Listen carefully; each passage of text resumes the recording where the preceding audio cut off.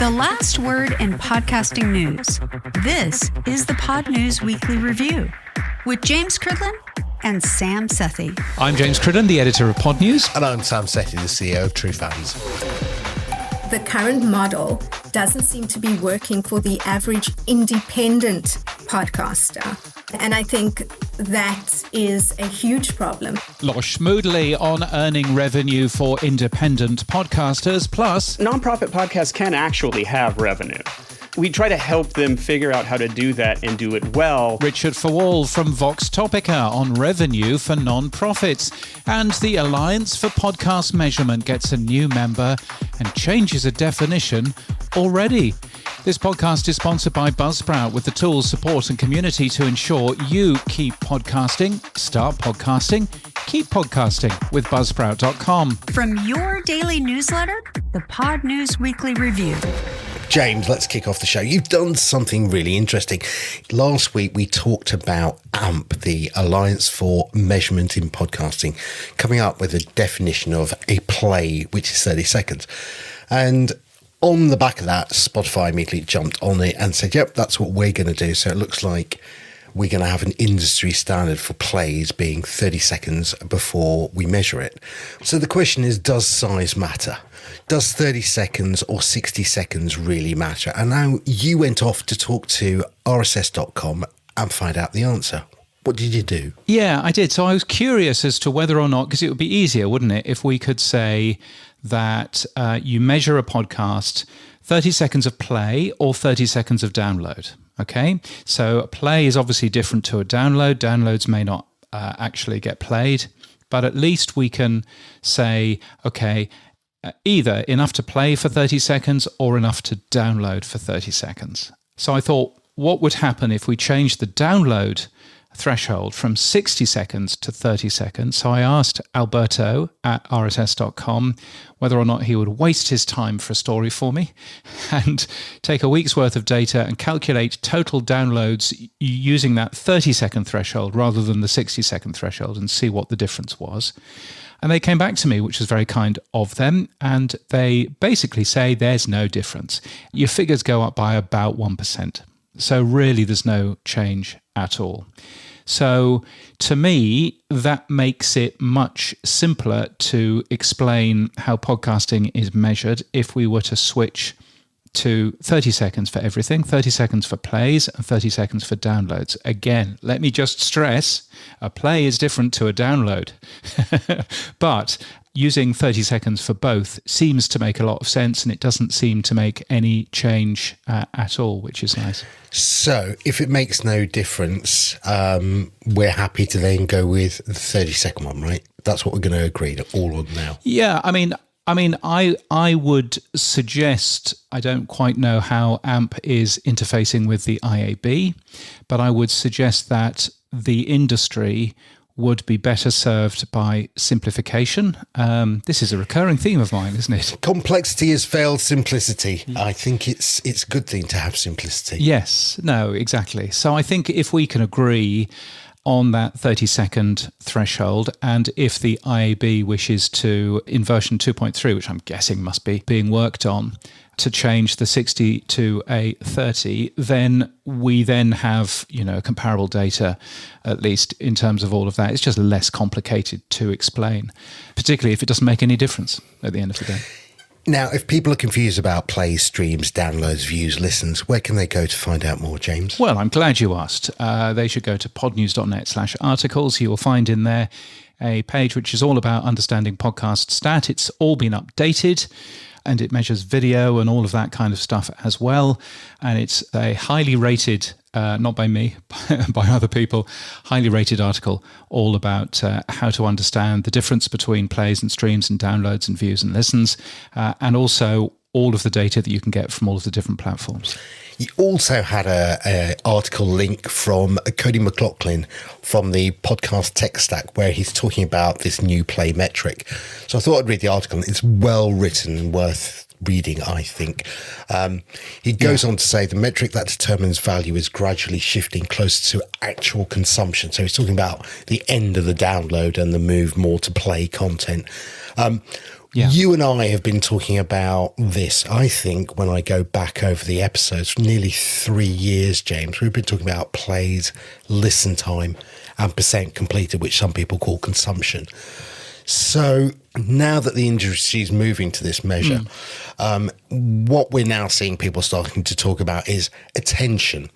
And I think we actually have to go beyond attention. I think attention becomes, a little bit wishy-washy as a term. You know, it's like the attention economy. It's like, well, okay, what does that actually mean? Yeah. I think we need to get into actual measurement of that attention. So as podcasters and creators extend beyond just being a podcast into brands, I think, you know, when you look at something like Substack, where you've got your newsletter, you've got your live events, I think we need to be able to measure not only how long you listen to a podcast, how long you watch the podcast, but did they read the blog and how long they read the blog? Did they buy tickets? Did they share the episode?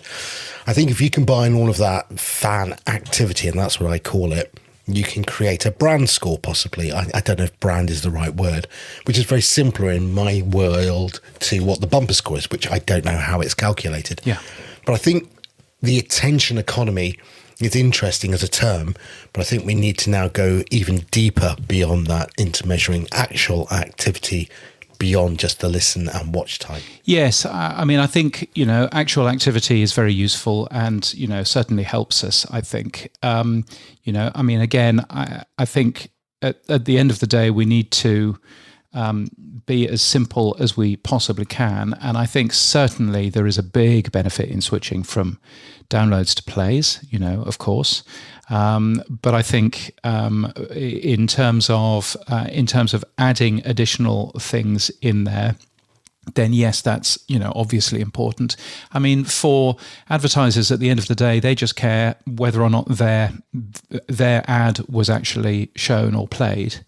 And so I think from that point of view, that's really the information that we're going to get from some of the AMP specifications, assuming, of course, and this is a big assumption, but assuming that implementation document is actually technical enough. There is quite a lot of concern, I think, in the industry at the moment about the lack of properly really technical people in that group at the moment. There are a few, but there aren't that many. So I'm hoping that the document that we get in July is going to be properly technical enough, is going to explain a lot of the little gotchas, which can totally change what a play actually is.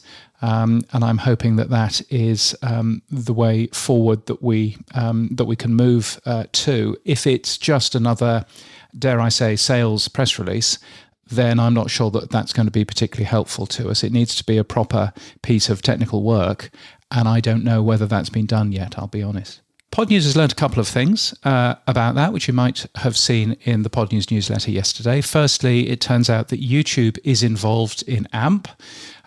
If I can give the exact wording from Google, YouTube has been participating in the AMP-led conversations.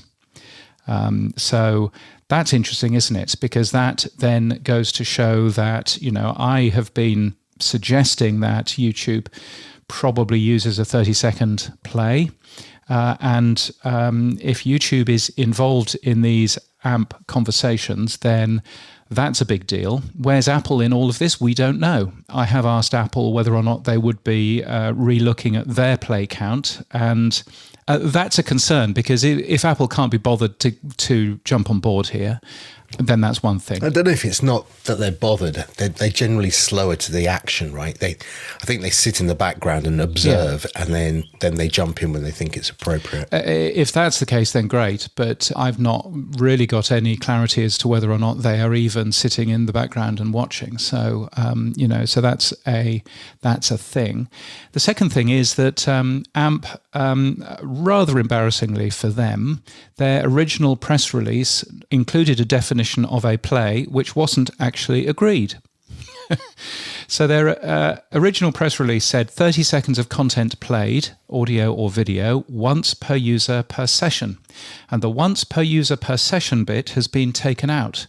So all it now says is 30 seconds of content played, audio or video. Well, that is much more woolly than once per user per session. We don't even know what a session is, but that's even more woolly now. As you know, the definition of a play in Apple Podcasts is literally somebody counting the amount of times the play button has been hit. So now we've got a much more woolly definition of play, and it's a definition that is going back on what they said in their press release 2 weeks ago. So that doesn't look great. But anyway, I've made the change in the original press release by using the HTML5 DEL tag, which shows deleted text within the page. Nice. So you can see what it used to say. The other thing that we don't actually know is, where does a play get defined? And this is something that I've not yet published in Pod News, because I'm hoping that somebody knows the answer to this, and I'm probably going to wait until somebody tells me that I shouldn't be worried about this. But I went to Apple Podcasts on the web, and I played 10 seconds of 2 video podcasts, and they're both HLS video, one on Art19, one on Buzzsprout, our sponsor, who offer Apple Podcasts video at a very reasonable price, buzzsprout.com, and took a look at what the browser was actually downloading. If you play just 10 seconds of a video, how much is a browser downloading? Over 60 seconds. So a play defined as 30 seconds of content played, you're never going to know. If you're just looking at server logs, you're never going to know how much was actually played, because you'll only know how much was downloaded. Yes, it stops at about 1 minute 12 seconds for Buzzsprout. For Art19, it stopped at 1 minute 6 seconds. Both of those will count, by the way, as a play. If you were to look at the Buzzsprout server logs or the Art19 server logs. But if you were using instrumentation within a player, so Spotify's implementation, or maybe in the future Apple's implementation, it wouldn't count as a play. That must be a concern, right? What do you think of that? Yeah, well, I guess what they're doing, and what we all do, is we're caching it, right? We're pre-caching it. Yeah. So it's performance versus in this case, attribution. I think performance wins every time in my book. Of course, yeah, of course. So that means that everything which is actually played, even for 10 seconds, will count as a play in terms of server-side logs, because there's no unless I'm missing something. So this 30 seconds of content played thing is relatively immaterial, because it's any of the content played. It'll download a minute's worth and cache into the browser, which should be relatively the same in terms of individual, apps and things like that. Yeah, I mean, we talked about it last week. I said I didn't think the 30-second thing mattered anyway. It's whether you clicked play, yes, which is better than the download, which wasn't a play. So that's a step forward. And you've got to add this second 2 parts of the equation, which is listen time and percent completed. And those are the more interesting metrics once you've clicked play. I think so. Yeah. And I don't know if AMP's going to go beyond that. If they're just going to say a play is 30 seconds, end of story, move on, there we go, then I think that's a big failure. I think if they are looking at the whole equation that advertisers then would want, because that will define equally within the ability of HLS to say, yes, this ad was played, but how long was the ad played as well? Those are the things I think advertisers really want, not just 30 seconds was played, move on. Yeah, although how long the ad was played, again, if you skip a 30-second ad, then you will never know that from the server logs. Yeah, true. So you end up. Okay. So it's all fascinating. I find all of this really interesting. What I'm sort of disappointed by is how cloak and dagger it all is, and how it's not open, and how we don't know really what's going on here. I think that is, that's not particularly helpful. But but I'm doing my best to report on these things. But how embarrassing that AMP have had to walk back one of their initial, and frankly, their only detailed definition in this. Of having to walk that back because they messed up somehow in sending us a press release. Well, AMP are claiming a big win already in their newsletter, which I get, which is basically after we met, Spotify adopted our standard. So very interesting. Yeah, well, we will see how all of that works. Feedback to weekly@podnews.net. Neil Velio sends us a boost, in fact, and sends, for me, play counts are as irrelevant as downloads and indicate reach, not engagement. It could work if it was a minimum of 3 minutes. That way, that's beyond most ad breaks and intros. It would also render 90% of shows redundant, so unlikely anyone will agree with me.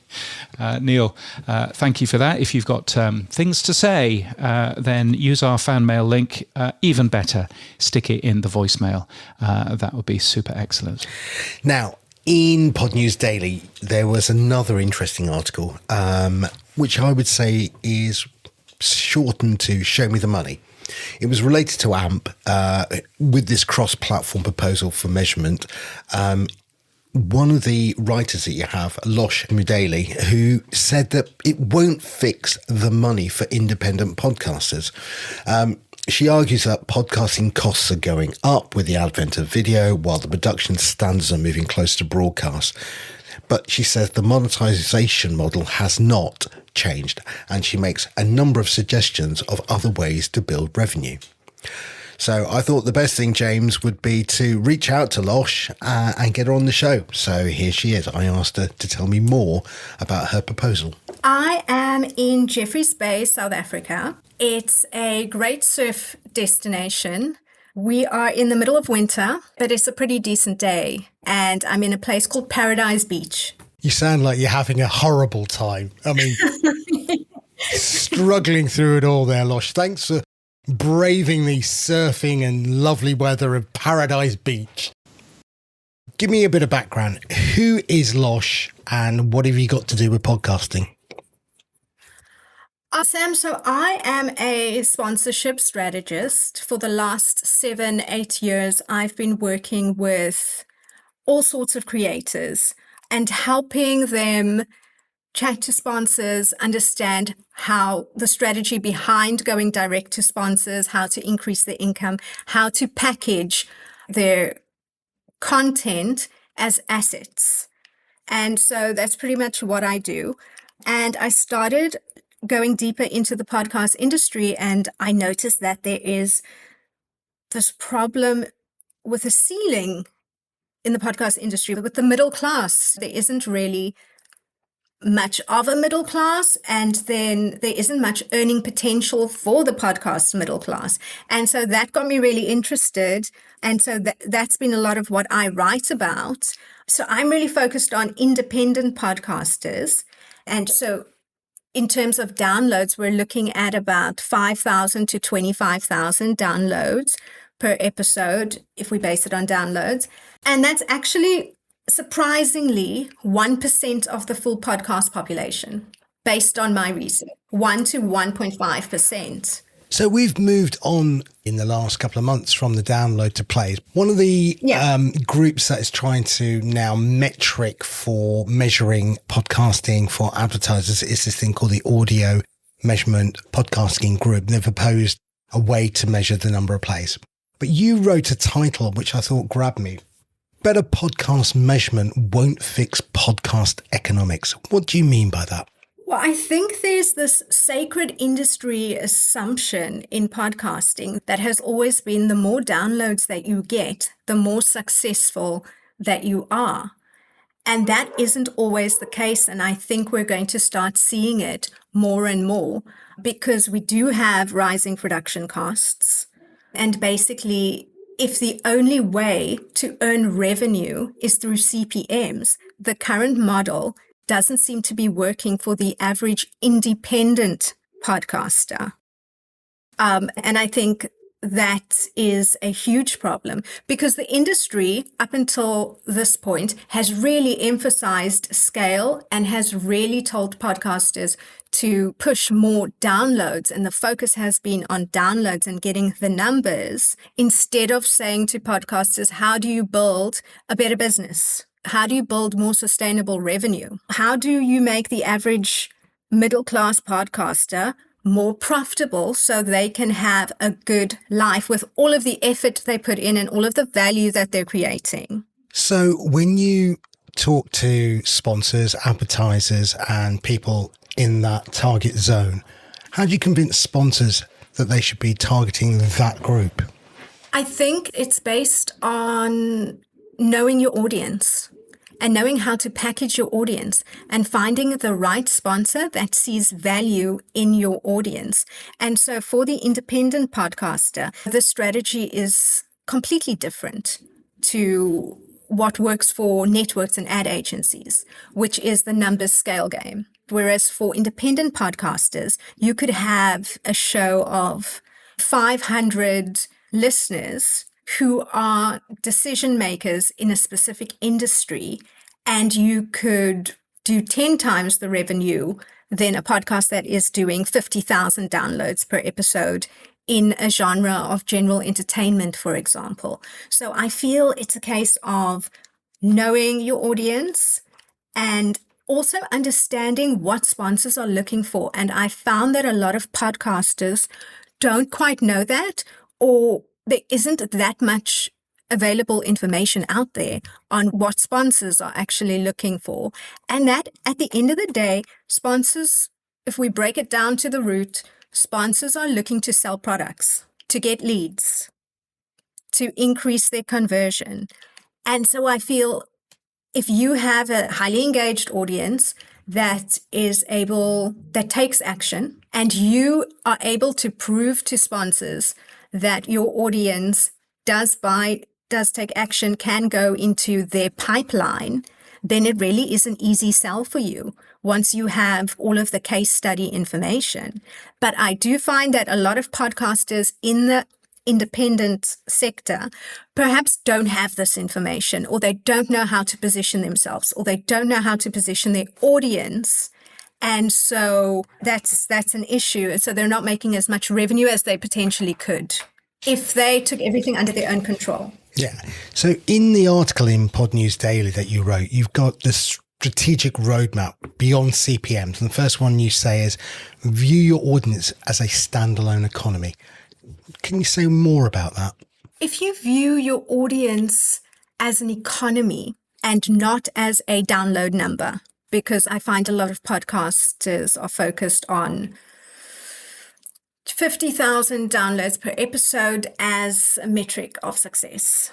But if you understand your economy, how they think, what motivates them, what drives them, where they are in their decision-making process, and especially why do they listen to you? Like, why do you have that connection with them? And you kind of understand your one-on-one relationship with the greater economy. There's so much more you can do to improve their lives through the use of sponsors. Because at the end of the day, we talk about sponsors and we talk about advertising, and we all want to switch off ads, but we all still buy products. Yeah. And we all still love the products that make our lives better.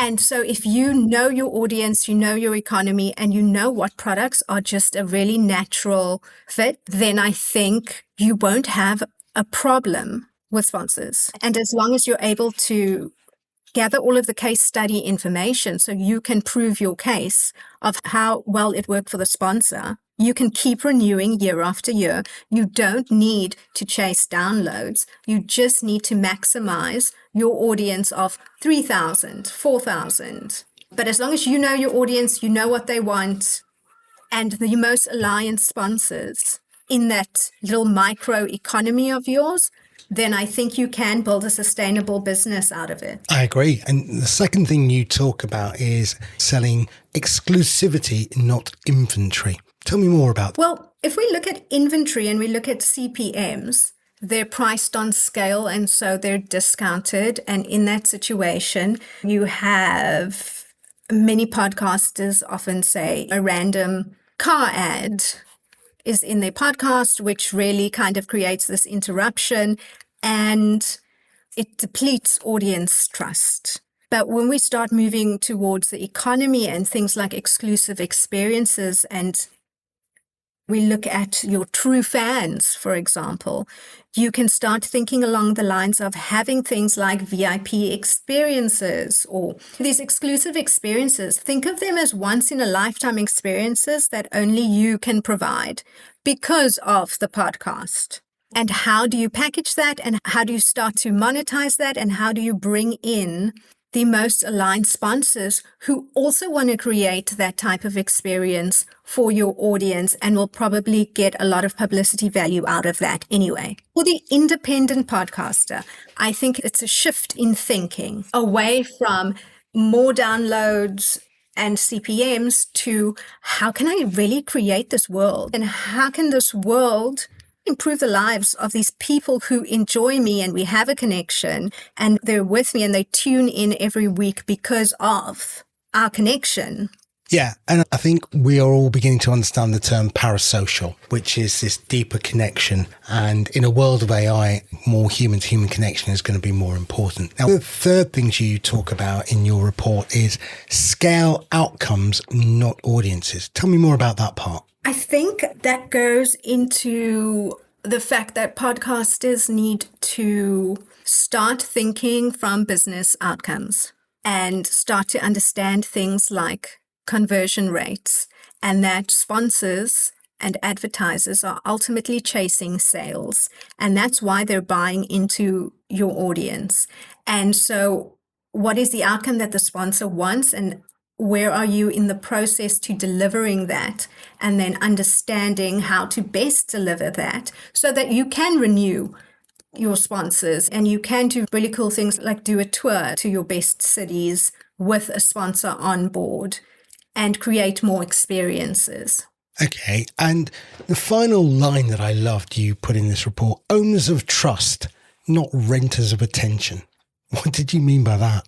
Podcasting is a medium that has always been built on trust, but I don't think that trust is rewarded when it comes to independent podcasters and the value that they create. And so where I'm going with that is how long can independent podcasters live off the attention? I think in my view of it all, where we're heading is, for the last 5 years or so of the industry, maybe more, the download's been the metric, and now it's the play count because we have the ability to measure the play count through the new HLS capability of streaming rather than downloading. And that gives two things. One, it gives an assurity back to advertisers about was their ad played, how long was it played for. So the metrics going back to advertisers is better, but also, as you're describing, it's not just being that CPM metric that we measure against, but it's brand extending the value of the individual podcaster. So that podcaster is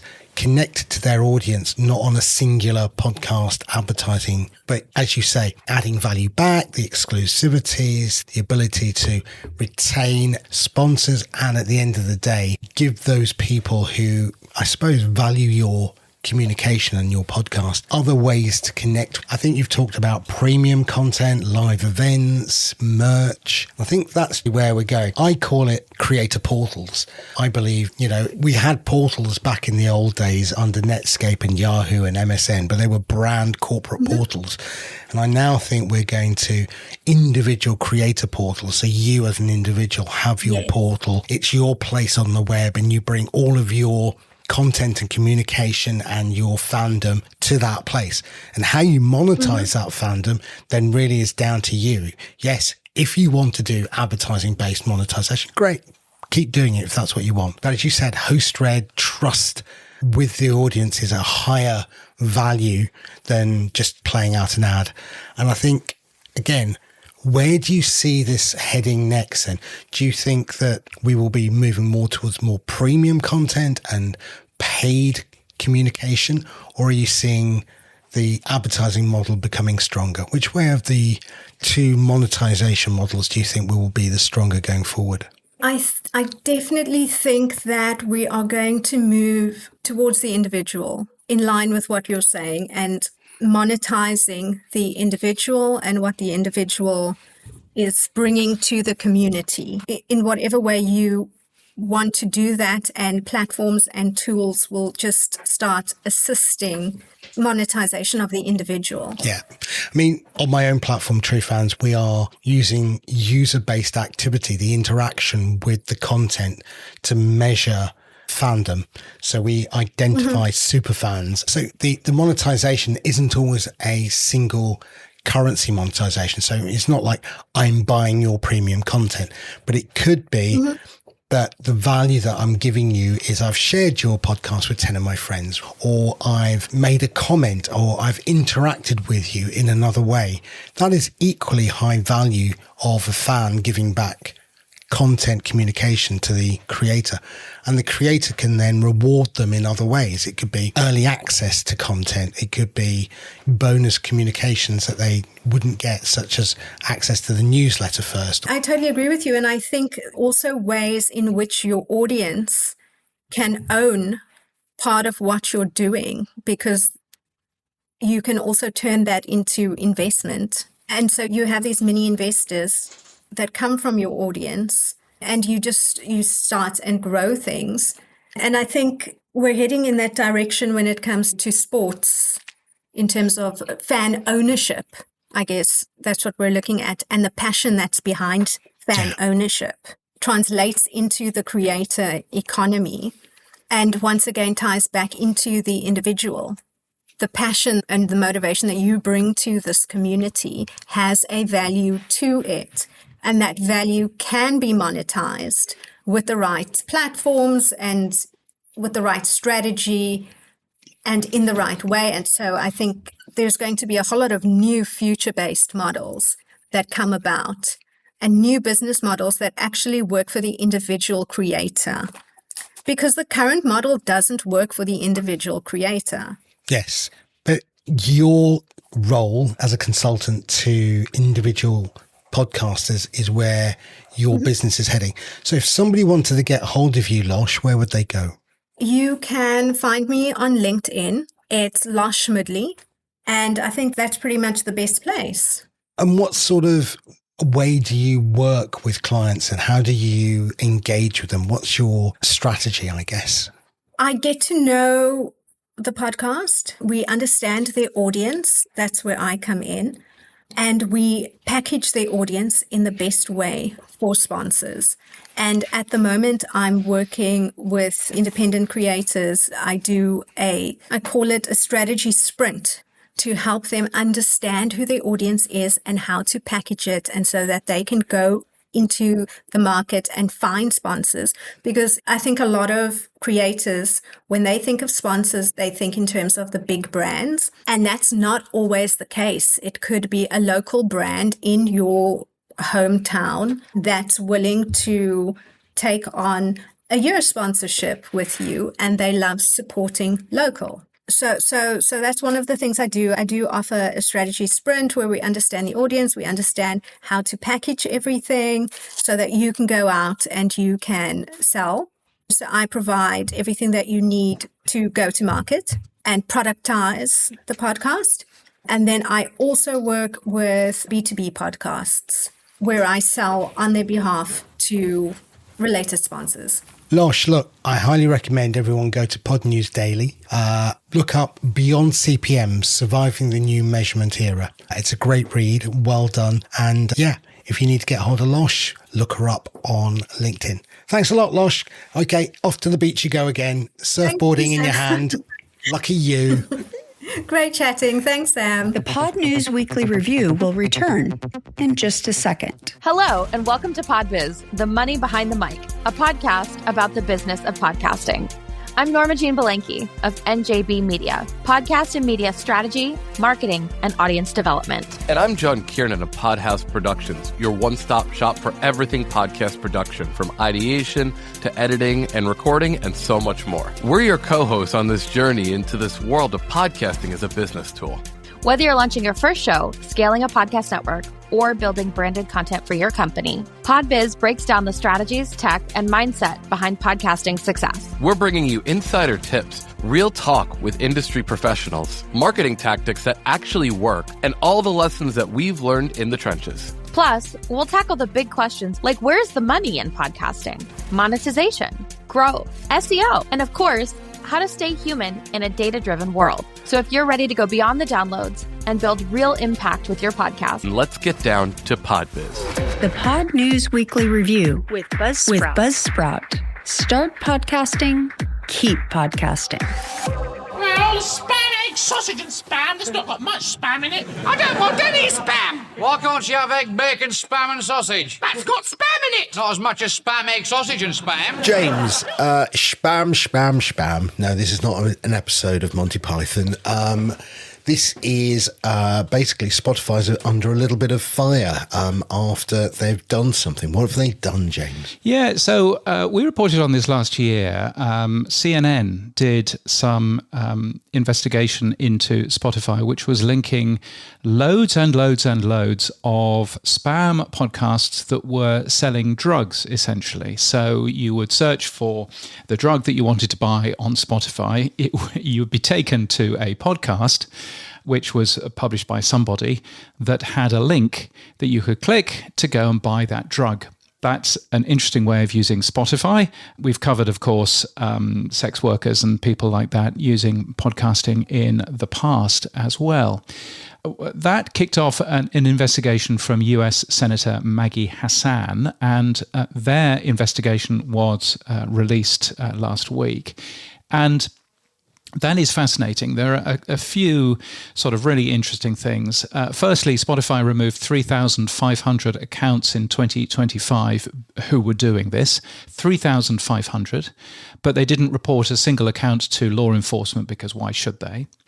Secondly, Spotify doesn't track any use of links in episode description. So you can put whatever you like in there, and Spotify don't even know how many people are clicking on it, which seems a bit of a blind spot to me.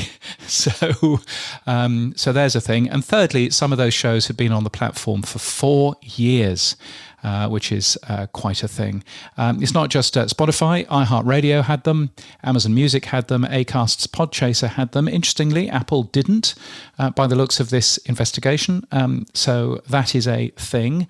They seem to have pointed, the investigation seems to have pointed to JellyPod, which is an AI-generated podcast tool, which is making some of this stuff, presumably because it's free. I don't think that this is a Spotify issue. I think this is an industry-wide issue. I think it's something that we should be working together to combat. And it seems to me that the podcast index is one way of already getting there a little bit, a little bit further in terms of their problematic feeds list.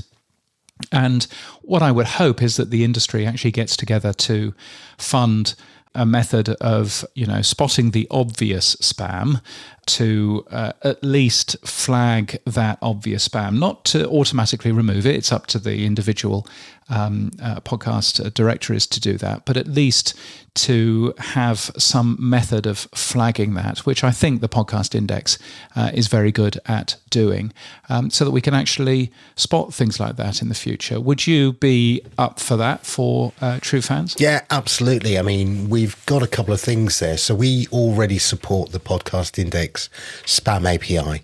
So whenever there's a report of a podcast, we remove it from our index. We do that automatically. That's quite nice. So thank you to Dave Jones for doing that work for us. We also, going back to what I said earlier about the attention economy and tracking activity, we actually are building an equivalency to Apple's timed links, but going broader than just supporting the Apple in the transcript. That's something we're doing. I won't talk more about it, but what we are tracking is an activity of that link out, so we can measure how many links were clicked out. I wonder whether we can extend that in any way. I haven't thought about it until now, into bad links out and reporting it. I don't know if that works, but it's just something off the top of my head. But I think there's a case. Yeah, you're right. I don't think this is a Spotify problem. I think it is an industry problem. I think it's also goes back to the worrying conversation people have about bad apps and bad AI bots and how we're going to report those as well. I think it's all in the mix. I think, people are gaming the system fundamentally, and how do we stop them gaming the system, and how do we stop bad actors within the ecosystem? No answer to the question, by the way, but I think we can see Well, there's been suggestions, haven't there? Alberto from RSS.com suggested an AI tag. We've had Dave Jones from the Podcast Index doing the spam API. Are these just micro solutions to what is a bigger problem? Yeah, I mean, that may be it. I think that AI is a separate thing, actually, here. I don't think that AI is necessarily the issue. I think that the issue is the spam. And, to my knowledge, that there isn't even any checking on whether or not a podcast has any audio in it. As long as it's got an MP3 file, and that might be 2 seconds long, then that's all that actually matters for it to be listed in Spotify, for it to be listed in most other podcast, services. So I think, that's obviously an issue as well. But really interesting. Of course, some people will be jumping up and down and saying, GARM, we had GARM. GARM was that thing, if you remember, where you could be dinged if you mentioned naughty words enough, and then advertisers wouldn't automatically advertise in your show. I think that this is a little bit different. But certainly one of the things that I would be suggesting is that there is an overall score in the same way that we have a spam cop score for an email, but it's still up to each podcast directory as to what they want to do with that. And that I think would be helpful. But that's sort of where we are, I guess, on that. Now, you say that isn't an AI thing. Okay, let's move on. Well, we're talking about AI. There's a new AI podcast company flooding podcast directories with hundreds of shows. And whisper it's not actually that bad. It's a company called Fastcast. If you do a search for the Daily News Now, or you can do a search, I can do a search for Brisbane News Now, for example, and it appears. Probably won't be one for Cookham, the little village where you live. You and God. Chris Evans and everybody else. But I bet there would be one for Reading or for what's that? Slough. What's the bigger Marlow, place? Maidenhead. Marlow, yeah. So possibly not Marlow, but possibly you might get to Maidenhead or that sort of thing. There's certainly one for London, in there. They're actually not that bad, I have to say. Really? They're all hosted by an AI voice. He's flipped. He's gone to the dark side, people. They're actually hosted by an AI voice called Corey with the Story, which nearly works. They're about 2 minutes long. They all say at the beginning, it's Corey with the Story with your AI-powered blah, blah update. So they're all very clear that they are AI-powered, and that's absolutely fine. I thought it was interesting. They are currently marketing those particular shows for sponsors, and they're basically saying, we are appearing really, really high in the Apple Podcasts list. You can be focused on, within Apple Podcasts for stuff that people are already searching for. And they give a couple of examples. I think that they're doing something, I'm not sure that I necessarily agree with it, but I think ethically it is much, much better than our friends at Inception Point AI. Talking about our friends at Inception Point AI, in an interview which has just come out on Podcast Advertising Playbook, it turns out that the interview is about 3 weeks old. We learn that Inception Point AI have decided that if they're making a show which is about 3 minutes long, then they're not going to mention at all that it's with AI. Really? Yeah. Wow. They don't seem that is important. Now, let's be fair. Apple Podcasts specifically says that you have to say that it's AI, but Apple Podcasts don't care about making sure that that is actually enforced. So all of these shows are still in there, even though they're below 3 minutes. And Inception Point AI has made the decision that they're not going to bother saying that they're AI generated. The reason that they give is Siri doesn't say every single time you invoke her, doesn't say I'm an AI voice. Which I think is the most specious excuse that I have ever read. So I think that that's dodgy as anything, but still, there we are. Well, can I just say that's wrong, because you still have to trigger it. So you have to say, hey, S, right? Or hey, A, or hey, whatever. So you are invoking it and therefore you have cognition that it is an AI. I agree. Heather also asked, is it a concern that Inception Point is flooding the podcast space with so many episodes that it could be quite difficult for people to find content that's been created by a human? And Janine Wright responded, well, if we had better search capabilities, then that really wouldn't be an issue, would it? I think she's just gaslighting us. I genuinely think now that she's just gaslighting, because that is such a disingenuous answer. But I'm sure that she knows what she's doing, and as a former lawyer, I'm sure that she means no harm. Because all former lawyers are excellent. Yes. And yes. And indeed current lawyers, if any are listening, they are also excellent as well. All lawyers, you're all excellent. So there we go.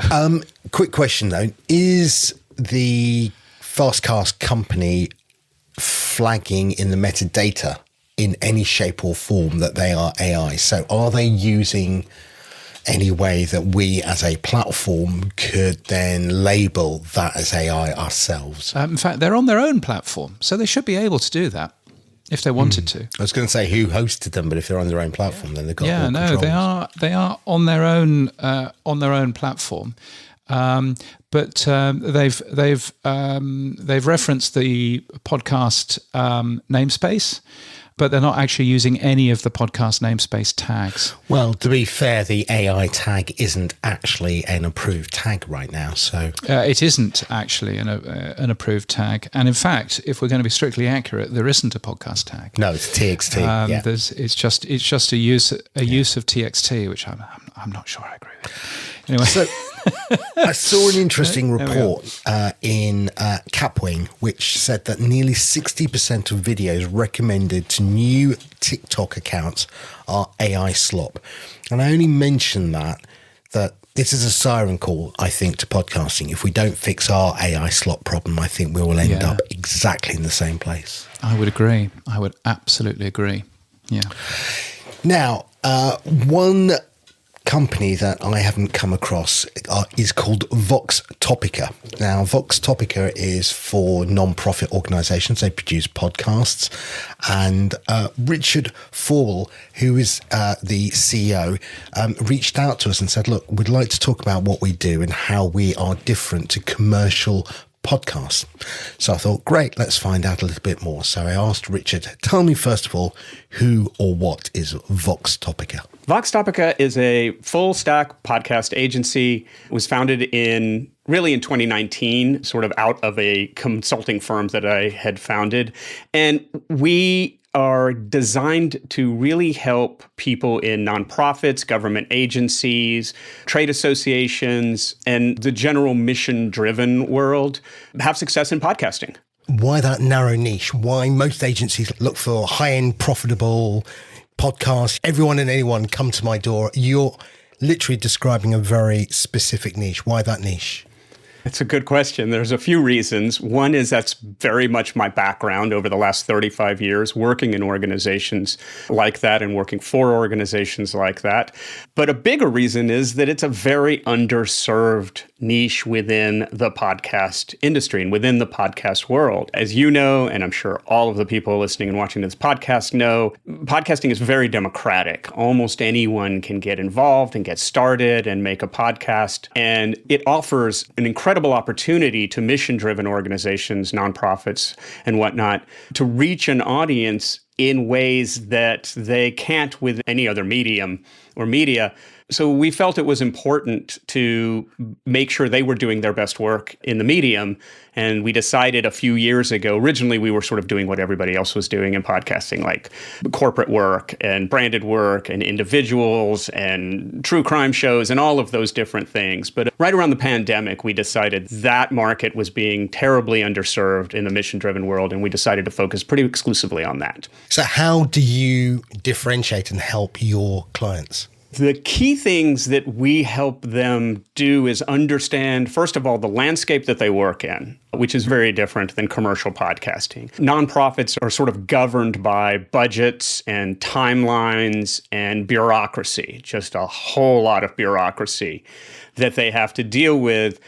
There's not a lot of education in the podcast world on sort of how to deal with those things. So we help them understand that's the landscape they're dealing with and to communicate effectively within their organization about what podcasting is and how it can help them using the language that is really better understood by the nonprofit world. So instead of talking about downloads, we talk about engagement and reach to an audience you're trying to reach. And instead of, for example, consumption rates, we talk about depth of the message, because that's language that they use in this environment. And so bosses and directors and executive directors understand that better than talking about downloads and consumption rates. That's just one example. Yeah, the download is dead. I mean, it's gone. Right. It is the dead parrot, right? So it's now all about the number of plays. And as you rightly say, it is the listen time and the consumption rate. So when you get a client come in, what is their brief to you to measure success? Is it just more listen time? Is it more plays? Or is there something else that you say, look, in your specific podcast, this is what we're going to give you as a success metric? We spend a lot of time talking to clients about what their goals are and how those goals for the podcast are aligned with the mission of the organization. So if you are, for example, a healthcare advocacy group working in cancer or some other illness, what's the mission of the organization? How can a podcast help you and your organization achieve that mission? And then we design the show around that. Oftentimes it's driving people to a specific website or getting them to take some action ultimately by either joining the organization or sending a message to an elected official about funding some research project, those types of things. But it's very much geared toward both defining those actions and then measuring those actions, and almost never has anything to do with revenue. So given that they're non-profits in the main, advertising can't be part of the mix, premium content can't be part of the mix, so it's a cost center to them. Or is there another way that you make it into a revenue generating? That's an excellent question, because we talk about mission-driven podcastings and we often compare them to commercial podcasts, but nonprofit podcasts can actually have revenue. So subscriptions do work sometimes for nonprofits. If the quality of the content and the value that it's providing is high enough, there's nothing wrong. And nonprofits do say, hey, pay us $10 a month for this podcast, right? Help us keep putting this on. And of course, if you are familiar with nonprofits or that particular nonprofit, like giving them money is part of what you do, supporting a nonprofit that way. So we do talk about that sometimes with our clients, but ultimately for the most of them, they don't want to go that route. First of all, it's an extra layer of complexity. And second of all, sometimes it just doesn't feel right to them. So we build in other metrics and we try to keep their costs as low as possible, right? Most of the time, they're making chat shows because chat shows are the cheapest shows to make. They're not often doing narrative documentaries. And so we try to help them figure out how to do that and do it well, mainly by understanding what works in podcasting, which, by the way, what works in podcasting for nonprofits in terms of making engaging content is exactly the same as what works in commercial podcasting. So we want them to understand that. And oftentimes the mistakes that they make are that they come in thinking, well, great, we're just going to turn our newsletter into a podcast, or we're just going to, go over the last white paper we've done. And one of the things we have to help them overcome very often is the thing that you have to remember about your podcast is that it's only going to be listened to by people who listen to podcasts. And so we often spend a lot of time helping them understand what are the basics of how podcast listeners, how podcast audiences behave. the way they consume, the way they choose what podcast to listen to help them understand that their white paper isn't going to make an interesting podcast. But they can take what's in that white paper and make it very engaging if they think about the audience first. Let's cover some hot topics. Would you take, for example, that white paper and use something like an AI-driven voice, Notebook LM, and turn it into a chat show type podcast? Because that could actually make it a little bit more exciting. And that's a low-cost methodology of turning a white paper to a podcast. Probably not, in part. So let me clarify. There's an authenticity. There's an authenticity that nonprofits really hold near and dear. So using an AI or LLM generated voice for the podcast is something we find they push back on. However, using AI to read that white paper and draft a script that makes it more engaging is something that makes a lot of sense for nonprofits. It saves time, it saves effort. And then, of course, a human's going to go through and sort of de-AI the language sometimes, as you often have to do when AI writes things.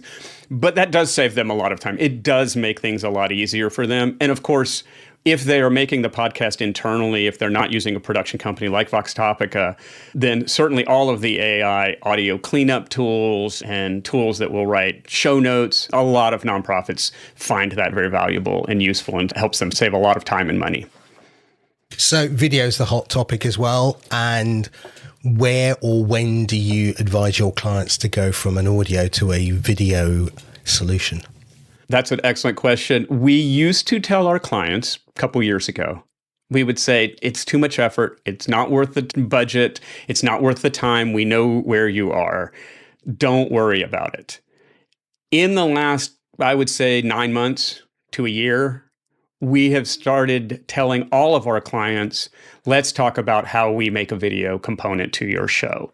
It's become easier, it's become less expensive, and as we all know in podcasting, it's simply a great way to grow your audience and reach more people. So most of the shows we do, as I said, are chat shows because that's the easiest and simplest thing to do for nonprofits. A few years ago, everybody was nervous about that because we were doing everything remotely and they were like, nobody's going to like that. We can't do in studio. And now we're just like, that is not a problem anymore. Doing a Descript or Riverside remote recording and putting that out is absolutely acceptable to the podcast audience.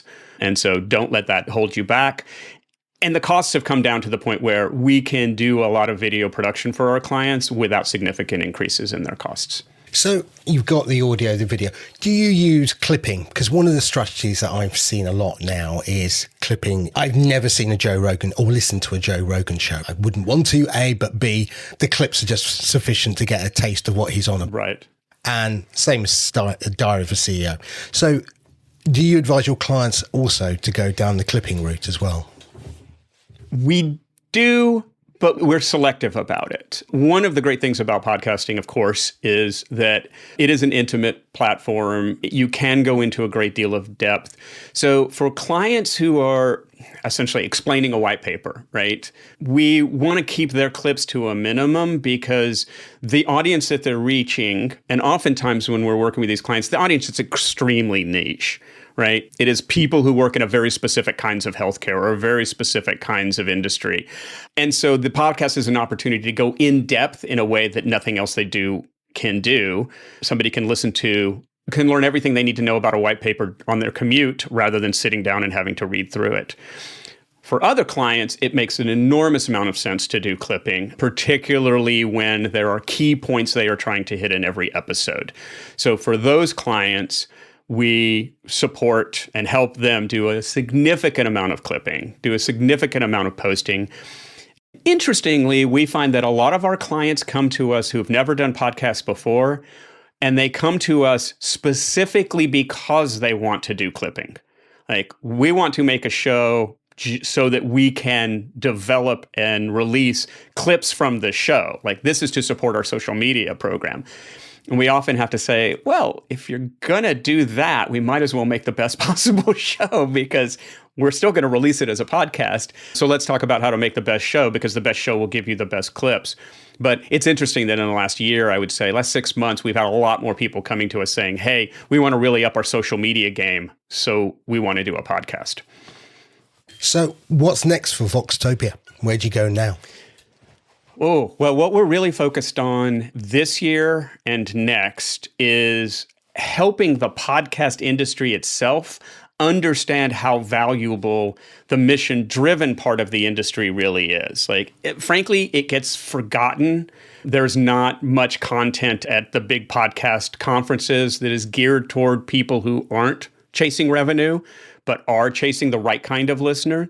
So we're really working to educate the industry about how valuable and important this audience is, helping brands who are into podcasting or want to be into podcasting understand that there may be some sort of white hat opportunities to partner with nonprofits and put out mission-driven content that their brand can be applied to instead of just, lead gen kind of branded content or brand awareness kind of brand content. There's work to do in the nonprofit space.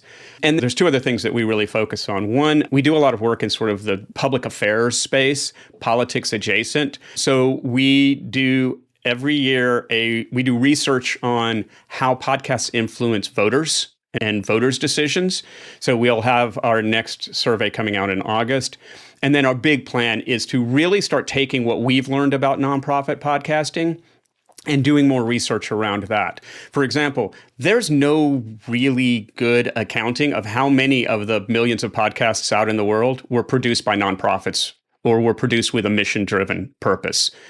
There's no way to know that, right? There's no differentiator in the space. So we want to spend some time really trying to understand how big a market is mission-driven podcast, how much of what's out there is dedicated to a mission instead of revenue, and help the industry understand that and help our clients and nonprofit organizations understand that to make sure that this is a respected part of the podcast industry.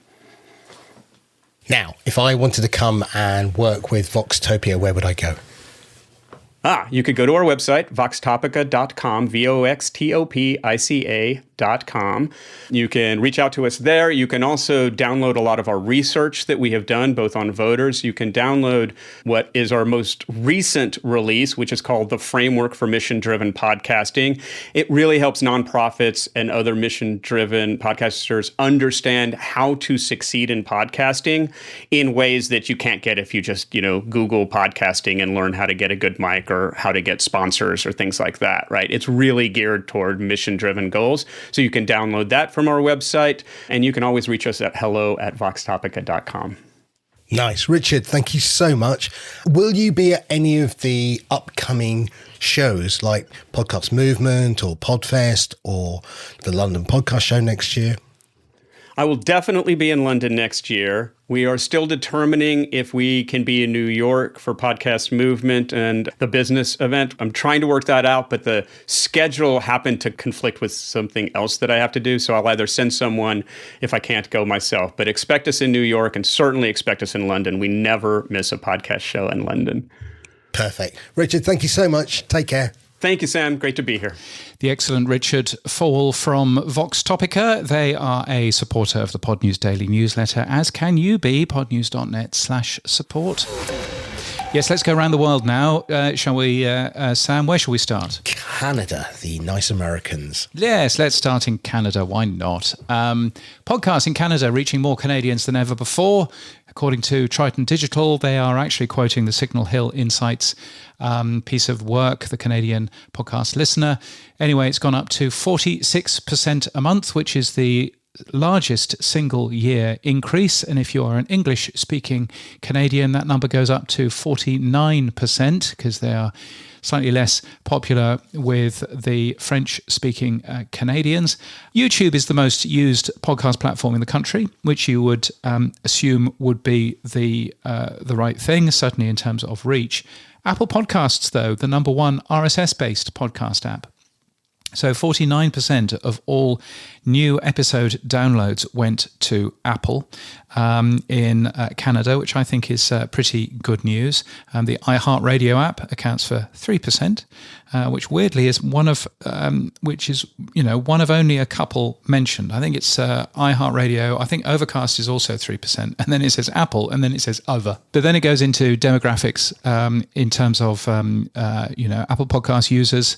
Unsurprisingly, are far richer than users of YouTube. So it's a good read. It's well worth a peek. You'll find it at the Triton Digital website. I was going to say, while Apple has a monopoly, it's not surprising, those numbers. Anyway, did I say that out loud? Did I say that out loud? You'll get your arms and legs pulled off. Oh, well, I won't get invited to breakfast anymore. Now, which is more than I was. Yes, they don't think I'm a journalist. It's fantastic. Yes, I was. Moving on. Sadly, Apple aren't going to feed me. But moving on, Edison Research at SSRS released some new data. It's data that is very close to my heart because it's data that I asked them for, and that is the total amount of podcasts which are listened to every single week. And that number has gone up. It's gone up 5% to 812 million hours each week. That is a lot of podcast listening. And it's this number that I think we should be quoting all the time. This should be our main figure just to prove how much podcasting is still growing. Let's stop quoting the amount of people per week that are listening to podcasts, because that's going to stop growing at some point quite soon. Let's quote total amount of hours each week that are consumed with podcasts. And that, well, now we also are talking about listen time and plays. Correct. That should work. Yeah, correct. So 812 million hours each week. That's a tremendous number. In case you're wondering how that's grown over the last 10 years, it's up 386%. Which is, nearly 4 times the amount of time spent with podcasts. So, it's a really good number. You'll find more numbers, not that one, but you will find more numbers in the Podcast Consumer 2026, which is now available as a free download as well. Now, staying in America, Lachlan Murdoch from Fox has bought Roku for $22 billion, James. Why has he done this? Yes. So if you remember, we were talking about James Murdoch the other week, who has bought bits of Vox Media, and I called him the good Murdoch. Well, this is Lachlan Murdoch, and he owns Fox News and other things. No, do not say the one thing I thought you were going to say. They have a lot of lawyers. No. I just said this is a different Murdoch. So he owns Tubi, of course, already, which has done a number of deals for video podcasts. He owns Red Seat Ventures, which owns a number of podcasts as well as podcast membership company Supercast. Now he owns Roku, who I notice have just come into the Australian market. They haven't been here before. So that's interesting seeing. But yes, so if you have a Roku set, and I believe that Roku is very popular in the US. It's not that popular in most other places, but really popular in the US. Well, that's owned by Fox now. So you can imagine that you are going to be seeing a little bit more Fox One on there, a little bit more Tubi and other things on there. And that might be good news for podcasting if you're that sort of person that likes that sort of thing. So hurrah. I think it's worth watching. I mean, they've been clearly on a acquisition strategy with a plan at the end. Yeah, no, indeed. And lots more details from YouGov. YouGov are releasing all kinds of stuff at the moment to do with podcasting because they've done a lot of research into the podcast landscape. There's details, if you want to see them, about British podcast consumption, where they're taking a look at individual genres and things like that. You'll find the same for the US and for other countries as well on the YouGov website. We interviewed Cliff from YouGov last week. Neil Velio sent us a note through the fan mail link, and he said, YouGov, for which any kind of measurement has about the same level of credibility as a Stephen Bartlett ad read for a health-based product. Oh, Neil, let it go. Let it go.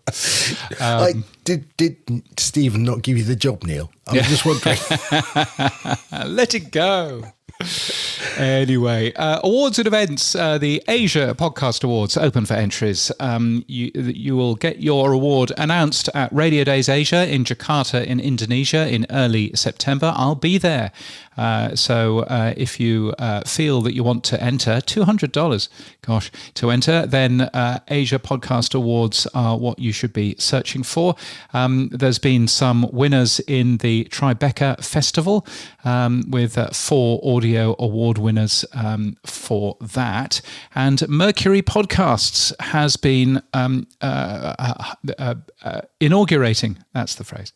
And Mercury Podcasts has been inaugurating people into their Hall of Fame, their Indie Podcasting Hall of Fame. There are 3 people in there: Ariel Nissenblatt, Emma Turner, who runs the Independent Podcast Awards, and as of last week, they surprised Mr. Mark Asquith from Captivate with the 3rd award. That's it for this year. Apparently, there will be more next year. But good to see those 3 people being recognised for their work in terms of that. Yeah, I spoke to Liam. He said he was going to fly over to Australia to give you one, but the cost was too high at the moment. So there you go. Yeah. Well, you and Mark are having your battles of who's going to be in which Hall of Fame. I know exactly. Well, yes, I was the only British person in the Podcasting Hall of Fame for 3 minutes, and then Mark got one. So yes, exactly right. And the podcast movement, which is in New York City, that is tickets are now available on sale for that. Podcastmovement.com is where to go. You can also put your name down as a speaker. There is a call for speakers which is going on right now. You've got until the end of June to put your name down. I've put my name down for one thing so far. You can go and find that link on podcastmovement.com as well. One of the interesting things that I discovered, because I've just booked my flight and my hotel. Firstly, if you live in a dollar country, it's very easy to get confused between US dollars and Australian dollars. It turns out I paid US dollars. Ouch. That was much more expensive. But anyway, but the second thing is having a look at the map where the venue is. It's a bit of a walk away from public transport, but that's all okay, I guess. It's not that far to walk, really. But one of the things I noticed is that the Daily Show studios are 2 blocks away. And last week tonight, that studio is also a couple of blocks away. And I discover that the Last Week Tonight studios also films Have I Got News for You, the American version. So now, of course, I'm now trying to work out how I can avoid yet another iHeart party and go and watch the Daily Show being filmed. That would be fun, wouldn't it? So if anybody knows, I would love to know. Just don't go to the American Have I Got News for You. It's just it's all right, actually. It's all right. It's got better. It's got better. Has it? Oh, okay. Yeah, it's got better, slowly but surely. Okay. Yes, there's a thing. The tech stuff on the Pod News Weekly Review. Yes, it's the stuff you'll find every Monday in the Pod News newsletter. Here's where Sam talks technology. Just a couple of real sort of snippets that I saw. YouTube's adding DMs. They have had this in the past. They're adding a new messaging icon to the YouTube app. Recipients will need to accept the relevant chat request before a sender can share a viral video. It will be limited to users over the age of 18. I don't know why they're doing this, but they have. Threads has now reached 500 million active users. So hurrah, I still don't use it. But there you go. But weirdly, the European Union has been promoting a brand new European social network called W. That's it. Not X, just W. W. Brilliant. W. And it's out of Stockholm, Sweden. And von der Leyen, the EU Prime Minister, President, whatever her title is, leader of the House, she has been promoting it very heavily, which is very odd. But yes, it's called W, and you can sign up for it now if you want. Who's going to bring out Y and Z? That's what I want to know. Yes. A platform I don't really use. I did use it a little bit during COVID to watch a couple of music artists do live sessions. Twitch, part of the Amazon network. They've given now creators certified badges so they get more trust. We talked about Spotify having verified badges. I think YouTube will probably have them if they don't have them already. I think, these are just ways of getting people to certify. Does this help in any way, James, with people in, let's say, the podcast world? Can we apply it to what we do? I don't know, maybe. I guess it depends how the certification works and whether or not it's a paid thing, whether or not it's, it works in the same way as the Spotify one, which is the algorithm will decide. So I don't quite know. It does say that there is a short educational program that teaches you how to run sponsorship campaigns successfully. By completing the certification, you earn a visible badge on your creator profile. So maybe it's a different thing. Yeah.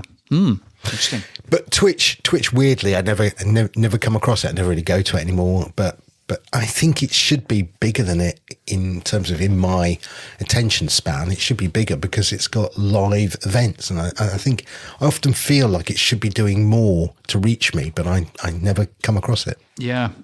I don't really know, enough about Twitch. I think I've used it once for something. Was it the Ambies the first year? I think the Ambies was on Twitch. And you can buy coins on there and you can pay people and all sorts of things, right? So, and it's live as well.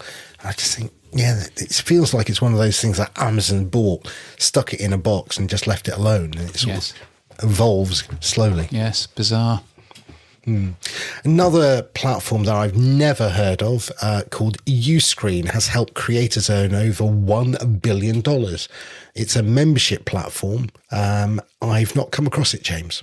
No, me neither. But if they've helped creators earn over $1 billion, then brilliant. I only mention it because, we talk about Tubi, which till about 3 months ago hadn't really come across my radar.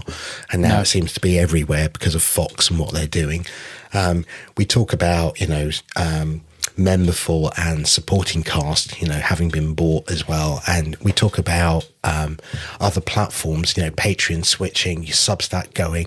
And then I think Twitch could be, again, I think Amazon could do so much more with it, given what's happening with member-based platforms. And Uscreen's another one that I guess I have to add to the list of what are they doing next. Yes. Now, of course, Twitch is one of those brands which has been banned in Australia and will be banned in the UK.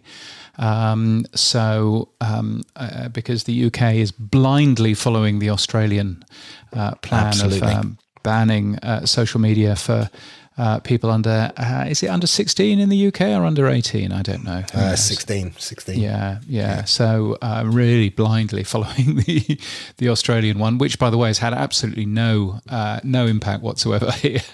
So sales of VPNs, that's where you want to buy your shares. Sales of VPNs, that's clearly what you want to buy. So yes, and of course, they're now talking about banning VPNs. So good luck on that, but still, there you go. Now, if you enjoy this show, then please become a supporter. All the best people are people like John Spurlock or Martin Lindeskog or Will Clark or Ralph Estep Jr. You can do that at weekly.podnews.net. You've heard from some comments from Neil Vellier, who is also a supporter of ours. Weekly.podnews.net is where to go for that. Sam and I share it. It doesn't go to the rest of the massive Pod News empire. Because this show is weirdly not a Pod News show. I know. So it is really. I just hang around. It's just yes, trademark license. So if you want us to support us, then please do. Weekly.podnews.net is the thing to do. Thank you so much to Start Tempest, who has been supporting us for a long, long time. He or she has recently stopped doing that, but we'd just like to say thank you. It's very kind of you, and thank you for supporting us. You can also send us streaming sats if you're still doing that through your podcast app. And now it's time for a new feature, Sam. Well, I'm hoping it's not a new feature, but for this week only, hopefully. But go on, James, what is it? It's a new feature, Spam of the Week. Oh, yes, okay. It's a new feature where I read out a spam email that I have been sent in the week, just for fun. This week, it is from castlesbrook.com. It says in the email address, although this person has got a totally different name at the bottom of his email of Ali Wandy, whoever Ali Wandy is. But anyway, it says, "Dear Sir, Madam, I hope this message finds you well. My name is Ali Wandy, and I represent Al Tayyibath Fish Trading Company, a company specializing in frozen food and seafood products. Having learnt about your company, we're interested in reviewing your product offerings." Hey, Ali, sorry, we don't sell fish. Unsubscribe. So what's happened for you, Sam, this week? I can't beat that. So what's happened for you? We were measuring, as true fans, the number of plays. I did wonder with my CTO how we were measuring the play at what point in terms of seconds and counting. So we've just changed that to 30 seconds, which is great. So we're going to just apply the same metric. And that's 30 seconds where the user has got up to, not 30 seconds of downloads. Exactly. Yeah. Excellent. The other thing we did, and we haven't decided, and I was going to ask your opinion here, really. One thing I hate is with Apple Podcasts, you can leave a review or rating even if you've never listened to the show, right? I think that is wrong. You should have to have had some involvement in listening before you can leave a rating. Yes, how about a play? That would be useful, wouldn't it? So what we have currently at True Fans is you have to listen to 10% of the show before we enable the review or rating function to work. Mm-hmm. So all of these review and rating stars don't turn up until that 10% threshold has been met. And then we were just chatting, should we change that back to 30 seconds though to match the play count rather than 10%? And I didn't know whether you thought that was a good or a bad idea. Yeah, I mean, I think if you've played it, I mean, I like the idea of 10% as well, to be fair. But I think if you've played either 30 seconds or 10% if it's less than not 10% if it's less than 30 seconds. If you've played the whole thing, if it's less than 30 seconds, right, then I think that yes, I think it makes sense to allow reviews and ratings for people who have actually consumed the show. Not, as you say, not through drive-by people who've just realised that they don't like your name and so they're going to vote something down. Exactly. So yeah, that's the two little things we're working. We're working on a lot of other little things. I talked about timed links. We're trying to work on a feature there, but we'll let you know more. Very nice. Now, have you been out walking? I have. We did another 28 kilometres of the South Downs. So we went through Devil's Dyke and Fulking. Yes, I beg your pardon. Yes, another lovely named town. We went through Cocking last few weeks ago, and now we're at Fulking. Yes, wow, that's Fulking. So please don't mark this as explicit. That's very good, isn't it? Wow, gosh. Yes. So that was lovely, and we're about to do the Seven Sisters. That's the last leg. Very nice. And have you rubbed shoulders with any Nazis recently? Yes, my wife keeps taking me to Nazi rallies. I keep asking her, has she not looked in the mirror and seen what colour I am? But so there's me hanging out at the launch of Nigel Farage's new book, and then you can see the photo I took with, James, you'll be proud, my Meta Ray-Ban sunglasses. Oh, great. That's what you need. I couldn't get a camera out because you see James can see a picture of the one I took. In the background, a big burly chap who's their security bloke. And of course, if I'd taken my iPhone out to take that photo, he would have then come and had a word with me. But he wasn't smart enough to work out that my sunglasses could take photos. It's interesting. I was listening to one of my favourite shows, which is a show called Mildly Informed, and it's a show with Chris Skinner and Richie Firth. Chris Skinner works at Sony Music Podcasts, and Richie Firth works at Absolute Radio in the UK.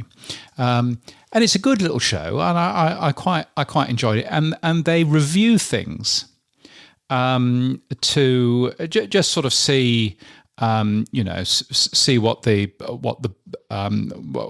happened in their life, and they review things, which is quite smart. And so one of the things that they were very excited about this week in this week's episode is the ref cam on the World Cup. Have you seen that? Yep. Yes. Yeah. They look amazing, right? Don't they? They've got a an earpiece in one side, and they've got this sort of camera in the other side. They look pretty good. They're not HD, but they look pretty good. Do you know how much they are, according to this podcast? By the way, do you know how much they are? Thousands. Yeah. Take a guess. $2,500. 70 euros. Oh, okay. 70 euros. That's all they are. 70 euros. So that's amazing, isn't it? So they obviously say that these are amazing, and they give them 5 stars. And then Richie starts talking about Ray-Ban sunglasses, the Meta Ray-Ban sunglasses, the perv glasses that you have. Yes. You wait. They're getting better. Facial recognition coming soon. And he starts talking about that, and he says that somebody came up and started talking to him at work. To begin with, I didn't realise that that's what they were wearing. They just looked like normal glasses, and that is probably down to Ray-Ban. It was a day where you probably could be wearing sunglasses, so there was nothing about it that was making me flag that there was something going on, other than the conversation. The conversation, admittedly, it was in a work environment for me, so I'm used to the performative element of things and weirdos, not me.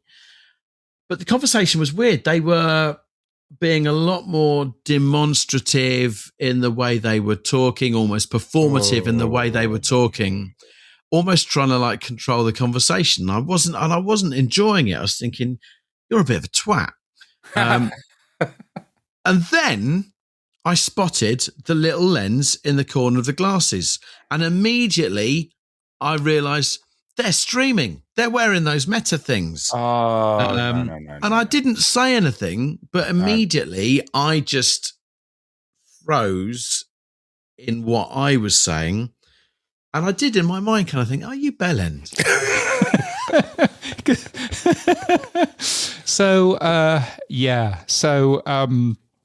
Just because they're streaming something doesn't mean that what they're streaming is actually worthwhile watching. It could be absolute nonsense. Sometimes you can do that through WhatsApp, which is quite cool. So you can literally talk to somebody on WhatsApp and then switch to basically a POV view where they can then see what you can see.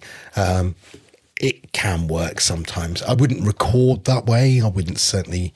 But the SDK is open, and I suspect it's going to have an app capability. It's already got Calm. I can see podcasts coming to it. I can. Yeah, super icky. No. I think they got caught out and right. I mean, surely there should be a little red thing that blinks away. It's a white light that shows you recording. So I think there's a white light, is there? Okay. Yeah. Well. So it shows you recording. People did try and block or disable that white light, which is a bit naughty. And Facebook now detect anything that covers that white light and then stops the recording. So that's clever. Yeah, it doesn't allow that. But they have got facial recognition in beta, and I think they're the only platform that could do it, because the way it should work is my social graph is my permission. So if you and I are friends on Facebook and you and I have agreed, then if I walk into a room and I see you, within reason, my facial recognition should say, yes, you're part of my social graph across WhatsApp, Insta or Facebook. Oh, yes. Come on, James.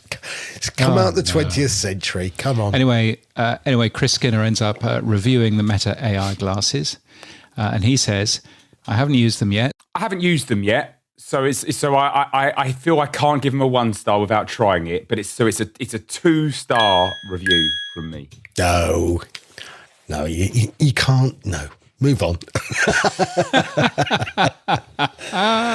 Anyway, talking about not wearing glasses, you were on TV and not wearing glasses. What were you doing? Yes, I was on TV again.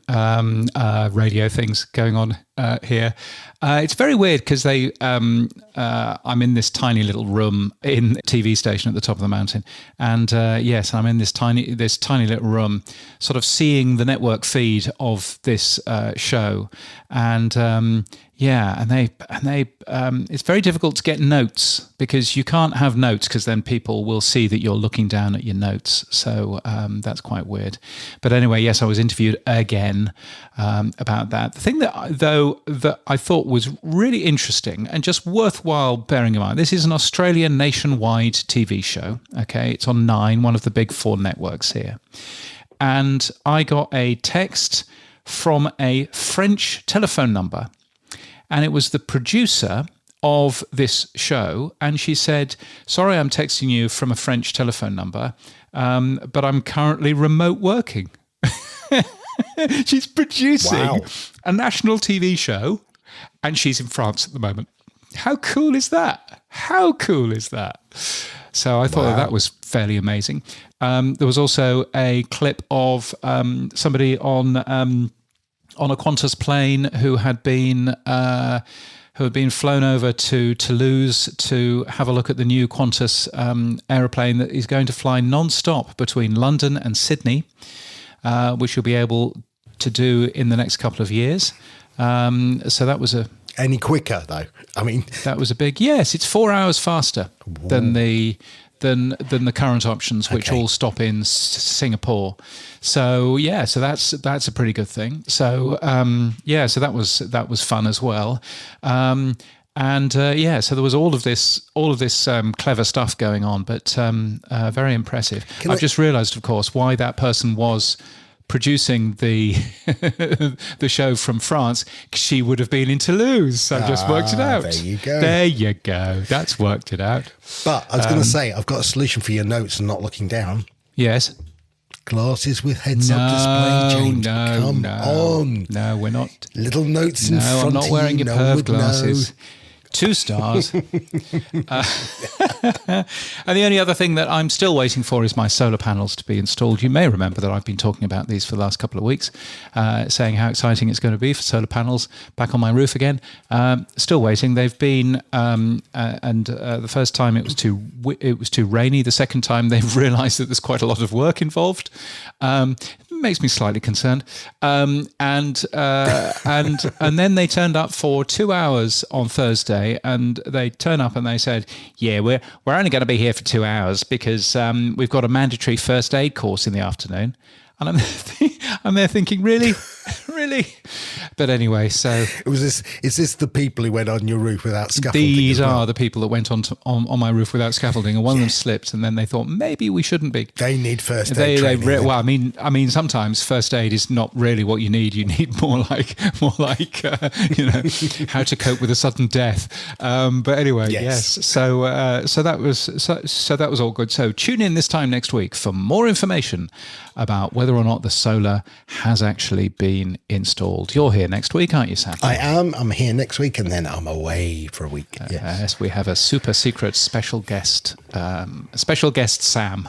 Right. So that's going to be so special. fun. We haven't told them yet. No, joking. We have told them. We have told them, and they said yes. So that's going to be very exciting. And they do a competing show to this one, so that doesn't really seem to make an awful lot of sense. But still, there we go. Oh, you can't have Rob Greenlee. Anyway, that's right, Sam. We've had Rob Greenlee in the past. Yes. So no, we're not going to have Rob again. We're going to have somebody else. I was on this show last week. The episode still hasn't come out. You were. I've seen some clips of it on Facebook. Yeah. But I haven't seen much myself. And they had Rock's Codes yesterday. He was quite good. Rock's Codes. Yes, that's right. Weird that's his name, and he's ended up being somebody that codes. Anyway, that's it for this week. All of our podcast stories, of course, taken from the Pod News daily newsletter at podnews.net. We should rewrite this bit. You can support this show by streaming Search. You can give us feedback using the Buzzsprout fan mail link or voicemail link in our show notes, and you can send us a boost or become a power supporter like the 24 power supporters at weekly.podnews.net. Yes, please do. And our music is from TM Studios. Our voiceover is Sheila D. Our audio is recorded using Clean Feed, and we edit with Hindenburg. And we're hosted and sponsored by Buzzsprout. Start podcasting. Keep podcasting. Get updated every day. Subscribe to our newsletter at podnews.net. Tell your friends and grow the show. And support us. The Pod News Weekly Review will return next week. Keep listening.